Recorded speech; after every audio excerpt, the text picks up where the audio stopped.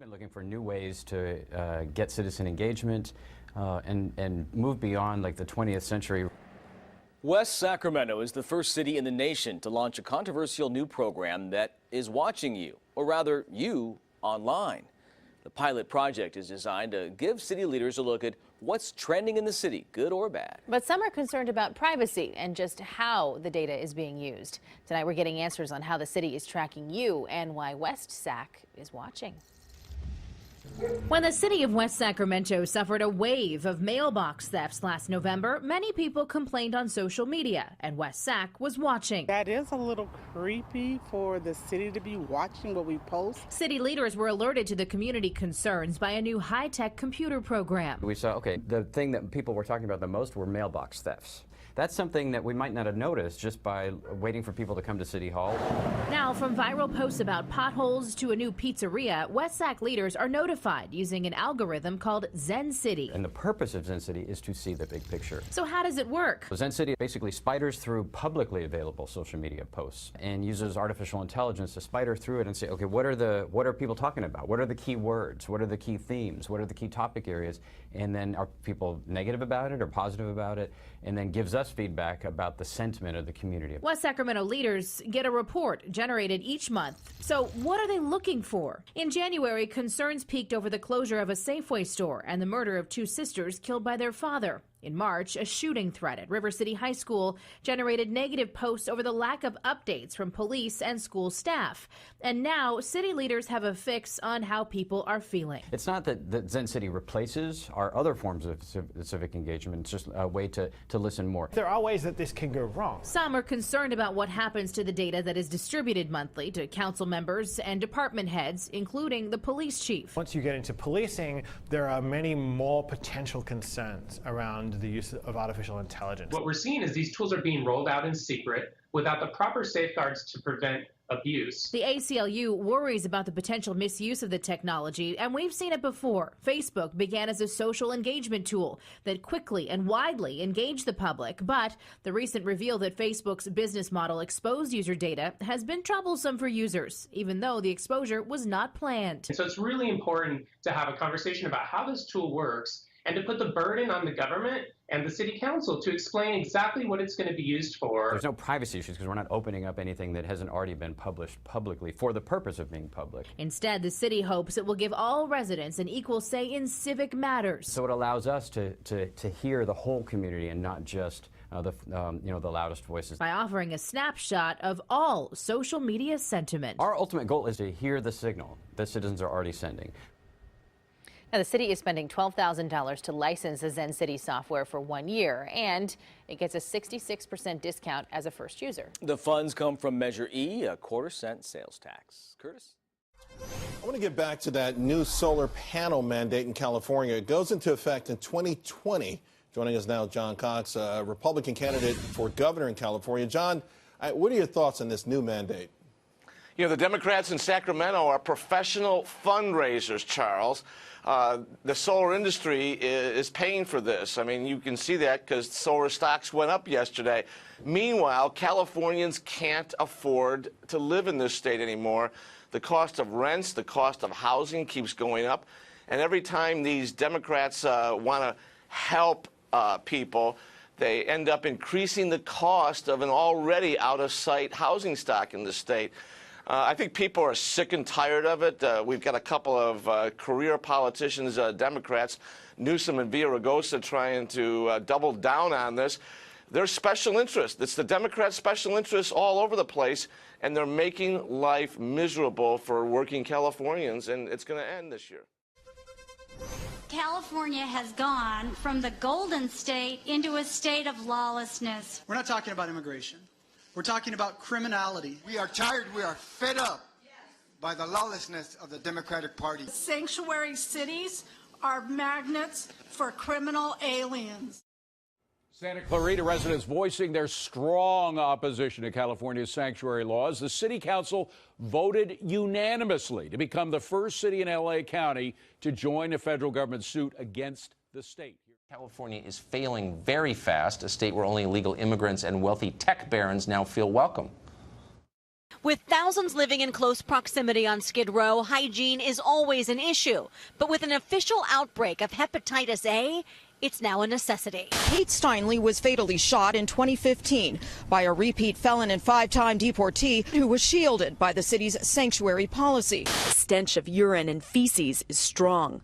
Welcome to one of San Francisco's newest tent cities. Authorities are certain they would have arrested 800 more immigrants, but Oakland's mayor issued a statement over the weekend warning of the raids. California matters. It's our biggest state. It's the leading edge of everything. Victor Davis Hanson is a lifelong resident of the state. He's a senior fellow at the Hoover Institution. He joins us tonight. Mr. Hanson, thanks a lot for coming on. You described the economic distribution of California recently as medieval. What does that mean?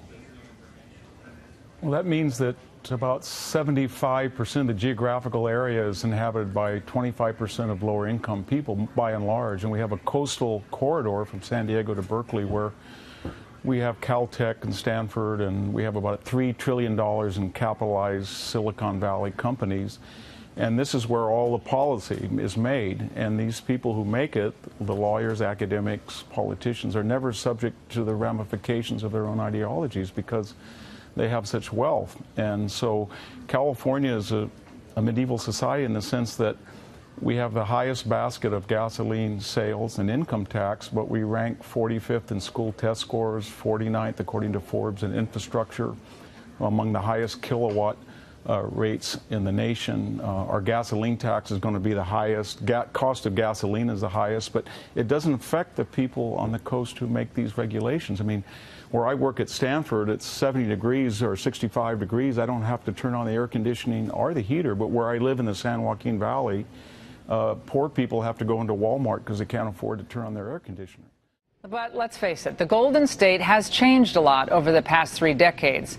And a lot of that change, frankly, has been for the worse. And a lot of it has been caused by disastrous liberal policies. Taxes have gone up and up. Regulations have stifled small business creation. Illegal immigration has exploded here. Jerry Brown called California a sanctuary state. Electricity prices are climbing because of stupid government mandates. The mandatory $15 minimum wage is hurting low-income workers because more retailers are now moving to automation to save the money. And we've seen a major squeeze on California's middle class as the number of working poor is growing. California's public pension systems are about $200 billion in the red. Oh, and while homelessness nationwide is declining, it's up here by 3%.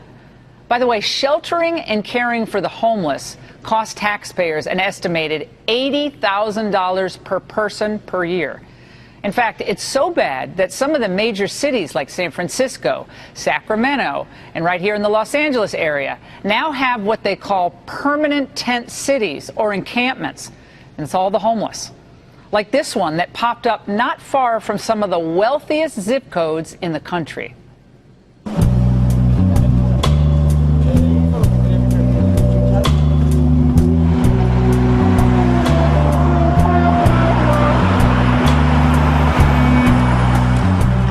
Do you think that the problem with homelessness has gotten worse over the past 5 years in Los Angeles?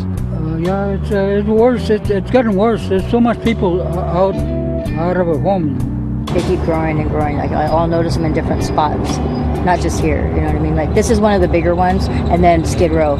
But there's little spots alongside all the freeway entrances.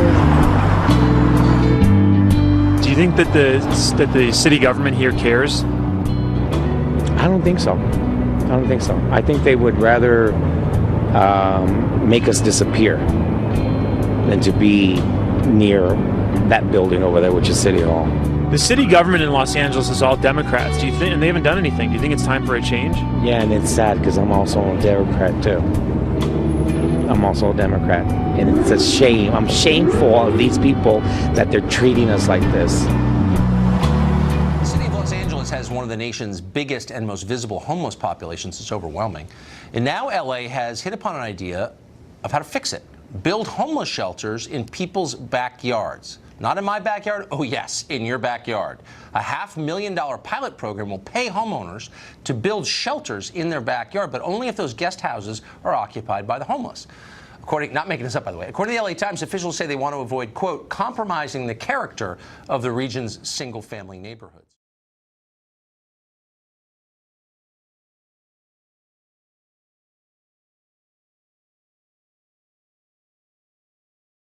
And saw the door and had to take a double take. A Northeast Portland couple awoke this morning to some hateful graffiti all over their home and all over their car, apparently because they're from California. K2's Keaton Thomas is live in Northeast Portland tonight. So Keaton, they had just moved here. Yeah, they moved here from LA back in March, Catherine, and they quickly became friends with many of their neighbors, but clearly last night someone took exception with their relocation, and they have an idea of who it might have been. First thing I noticed was the get California out of Portland. Preston Page noticed this on his front door early Sunday, and at first he couldn't believe it. Had to take a double take. He then noticed more. Move back tagged on the wall. California Dreamin' on the side. His fiance's car covered in gold paint from front to back, deep key marks too. California Surfs Up on this side. All of it anti-California. I feel like they went and saw Point Break or listened to a Beach Boys album and took a few key statements there and threw it on the house and car. The couple spent thousands of dollars renovating their home since they moved in 4 months ago. They just finished repainting the outside 2 weeks ago, and now it's covered in gold graffiti. Pretty loud message about not wanting Californians in the neighborhood. Neighbors are flabbergasted. I just couldn't believe that somebody would do something like this. Page has a hunch who did this. The day before, he got into an argument with a man he says was racing down his street. His go away yell comment was, get out of California.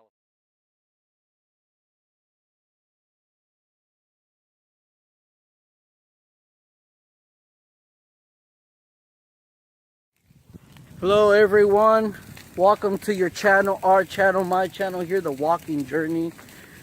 I don't know guys, I just wanted to show you guys that the freedom that I enjoy here. See, I'm clearing out my land. Now I'm passing it with the mower. See, I'm mowing everything down so it's ready to go.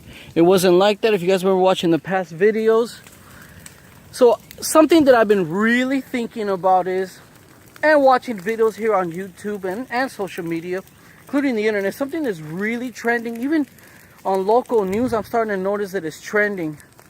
People are just leaving California by the droves, by the masses. Everybody has their excuses for leaving.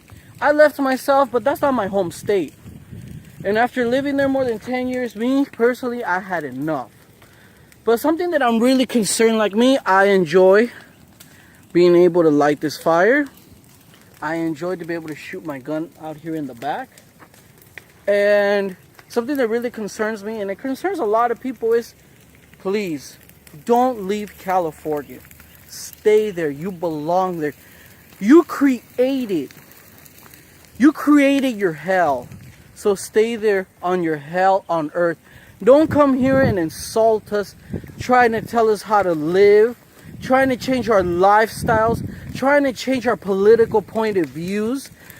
I've heard rumors of, like, you'll get a California neighbors, or they'll call the cops on you for shooting your handgun or your gun out in the backyard, which is something quite normal out here, to be able to shoot your gun, to be honest with you. We enjoy being able to, our freedoms. It might not be perfect, like riding our motorcycles without a helmet, texting while driving. It's not right, but we enjoy those freedoms. The consequences of getting in trouble for our own actions. We don't want the government coming after us. Again, we enjoy those freedoms. Something you don't know, because you've never been free. You want a master.